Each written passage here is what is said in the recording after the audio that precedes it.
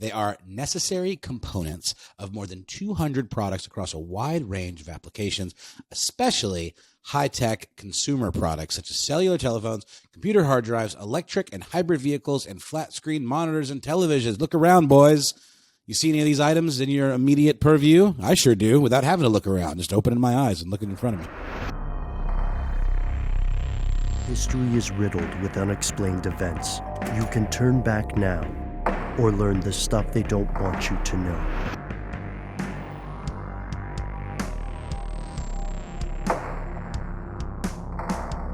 What are rare earth metals or rare earth elements or REEs? They're a big reason modern civilization exists. There are 17 elements, roughly, depending on which list you look at and how they're categorized, but 17 metals that are rare earth elements. And really interestingly enough, guys, I didn't know this. They were called earths back in the day because you couldn't break them down. They were just like, they're strong as earth. They are earth. They don't go away. They just are. Earth, fire, water, heart. Always. Not too much heart in this episode, though. Heart's like the last priority here. I know. They gave the action really figure cool. a monkey. I got really excited. I actually got excited about chemistry again with this episode. The properties of these rare earth metals are fascinating. They really are kind of like magical materials. They very much are. And there are other equally important metal and mineral resources, but these REEs are particularly tricky. Still, don't let the name fool you. Rare earth metals are actually not rare. In fact, they're kind of plentiful, depending on which one you're looking at, throughout Earth's crust. Like if you look at cerium, that's one of these substances. It is more abundant than copper. It's just dispersed in what we could diplomatically call a challenging way for mining interests, because you don't find like a rich vein of cerium. You find exactly cerium as part of a combo meal that's all messed up together. You know, like if you were at Chick-fil-A and you got the combo meal and all you really wanted was the coleslaw, and you have to figure out a way to extract the coleslaw, and it's very, very expensive. It's more expensive than getting the actual combo. Or like you buy thousands of boxes of like breakfast cereal in the hopes that you get the magical golden prize, you know, the exclusive. Yeah, sure. And what you said, Ben, about cerium being more plentiful, I didn't realize that these things are more plentiful, at least most of them, than silver, platinum, gold, all of those. They're just like hanging out, but like you said, tough to get. So tough to get. And this is old beans for humanity. They knew about these things for several centuries. The first one was gadoliniite. This is a mineral. It's a black looking mineral that's composed of cerium, yttrium, iron, silicon, and a few other elements, but those are the important ones. This mineral was found back in 1787 in a mine at a village called Ytterby, Sweden. And fun fact, because of that discovery, 4 of these rare earth elements got their name from just that little village. So go Sweden. Yeah. Really? Yeah. Go Sweden, go yttrium. Swedes, they're good at like, prefab kind of flat pack furniture, electronic music, and rare earth minerals, apparently. Yeah, man. And ABBA. They're Swedish, right? Oh, yeah. They're good at lots of stuff. I'm being selective here, but it is fascinating. I did not know that. And is the Y silent? Is it yttrium or is it definitely yttrium? I like leaning into the Y entirely because of H.P. Lovecraft. Why not? Yeah, there it is. It feels like an H.P. Lovecraft thing, you know? Totally. Oh, like the sound that you make when you're possessed by the Elden Lords? Yerk or Yarm or whatever it is.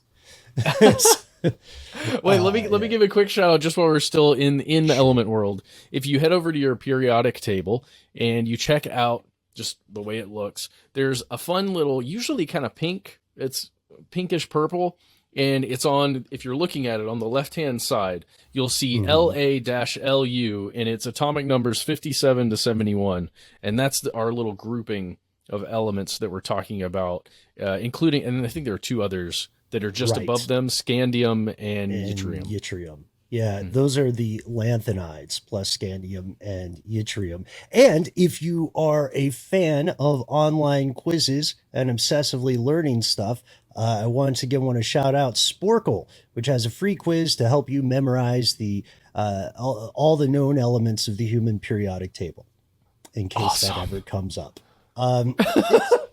It gives you 10 minutes. It counts down. It doesn't. I mean, it's easy to cheat if you want, but you know. If you can get away from Elden Ring long enough. No. And also, fun fact, Sporkle is also a Swedish export. Yes, it's true. They're known for their sporkles. This is the question that comes up when you hear this sort of talk about resources and elements in chemistry. First question, why do these things matter? I'm already put off, you might say, because the name is misleading. They're not actually rare. They're just inconvenient. We should call them inconvenient earth metals or whatever. Well, it turns out they are super important. They are key to current civilization and will continue to be key to this civilization. As a matter of fact, spoiler, toward the end of today's episode, you may ask yourself whether there is, in some sense, blood on your smartphone. But for happier things, yeah, let's go to the U.S. Geological Survey. They have a great summary of the situation, and this quotation's a little lengthy, but I think it drives the need for these things home. Absolutely, it does. So, the rare earth metals are essentially, according to the U.S. Geological Survey, they're often abbreviated as REE or REE. They are necessary components of more than 200 products across a wide range of applications, especially high-tech consumer products such as cellular telephones, computer hard drives, electric and hybrid vehicles, and flat-screen monitors and televisions. Look around, boys. You see any of these items in your immediate purview? I sure do, without having to look around, just opening my eyes and looking in front of me. Yeah. Oh, there's a ton of things. LEDs should be included in there. Yep. There's all kinds of things.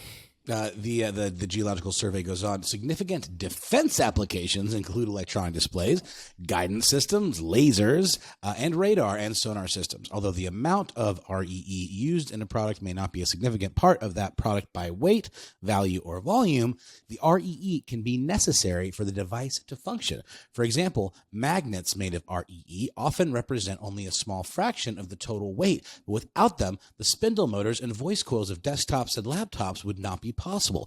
So in other words, there's just no substitute for the damn stuff. Right, at this point. And of course, people are trying to figure out something that might be an alternative, but the problem is getting those same capabilities for a comparable cost. Think of it this way. You know, everybody knows what cars are, vehicles. If we're the first people to introduce you to that concept, awesome, and also very weird. But think of a car. Wheels make up a relatively small amount of your car's mass and a small amount of its weight. But without them, your car doesn't work. It becomes a sculpture.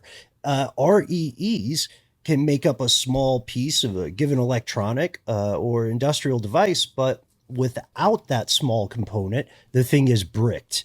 And if you stick with the car comparison, let's make it literal instead of an analogy. Neodymium, one of the most highly prized metals, is used for those magnets, like you described, Noel, in motors. Lanthanum is used in electric car batteries. The average Toyota Prius has 25 pounds of rare earth metals powering its hybrid engine in every single car. And without these, modern civilization, not a thing. And it's weird that such a huge, huge issue, humanity's present and its future, could hinge on these surprisingly humble little elements. Of course, to me, you guys, it is like discovering extraterrestrial technology or something, but it was just here the whole time. But we just found, that discovery where, oh my God, these things that were here the whole time could do this really special thing. But it feels like, I'm looking at all the screens, all the flat screens that are around me. It does feel like we stumbled on some magical thing that now just allows our life to continue. I think about that too pretty often. It's always the mental exercise. What would most impress a time traveler from the past who made it to 2022? It's really tough to guess. I think screens and technology would be one of the big ones, but so would airplanes, and also stuff like the availability of pepper or saffron. You know what I mean? It would be like, oh, that's a really everyone's easily king overlooked one, Ben.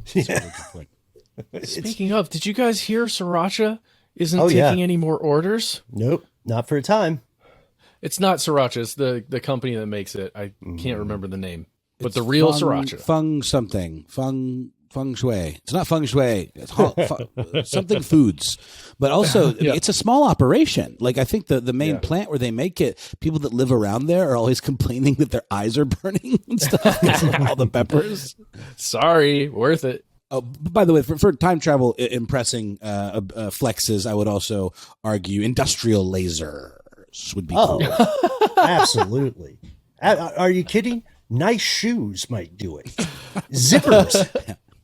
Freaking zippers, man. They would be like, what? I don't trust it. It's devil stuff. It is always a red flag in time travel movies when no one immediately murders the heretic that's just all of a sudden like in their world wearing weird magic clothes. You know what I mean? Right. All of a sudden they learn improv and they're like, no, tell us more about your situation. Exactly. So it's Hui Fong Foods. I think. Yes, that's it. Yes, I said feng shui. That was very wrong. No, I nailed it. It had a oi sound and a fang. Mm-hmm. So here's the deal. This stuff, and as useful as it is, as grateful as we are that the mine in Sweden didn't just throw this black rock away, it doesn't exist in a vacuum. It's not just nifty stuff for gadgets. It's known to be very important. It's mission critical for this species, humanity. The global landscape is changing. Back in 1993, the US and China were the biggest producers of these substances. China made about 38% of everything. The US made 33%. Australia made 12%. And the other 17% came from India, Malaysia, Brazil, Canada, South Africa, Sri Lanka, Thailand. But that has changed rapidly. And it's by design, as we'll find. Mm-hmm. In 2008, China went from making 38% of stuff to making 90% of it. And then by 2011, that number rose to 97%. China touches it in some way, even if it's not mined there. And ever since the 1990s, the government of China has become increasingly protective of these substances, of these REEs. And they limit smart move. And they limit how much can be produced. And they've also at times limited how much can be exported. It's a very rational move. It makes sense. Any government would do that if they had, unless they were like being victimized by stronger foreign powers, as we'll see. But you can understand how entities in other parts of the world, governments and corporations, they might not vibe with it. What you'll find is the issue. It's kind of like oil refineries, right? Getting the raw material is a separate profit stream from refining it or making it into something usable, separating the combo meal, as it were. And why are people worried about the future here? Well, you can already guess, fellow conspiracy realists, but to put it very diplomatically, humans have never been super awesome at sharing stuff, especially resources, water, gold, land, food, animals, you name it. There is a possible conflict looming on the horizon. This is an historical fact. And right now, there's nothing to indicate that the growing importance of rare earth elements will be any different. As you listen to today's episode, governments, your government, no matter where you live, and companies around the world, as well as some corrupt, very powerful individuals, are actively conspiring to get the best seat at the table for this new gold rush. And they are increasingly less concerned with who might get hurt in the process.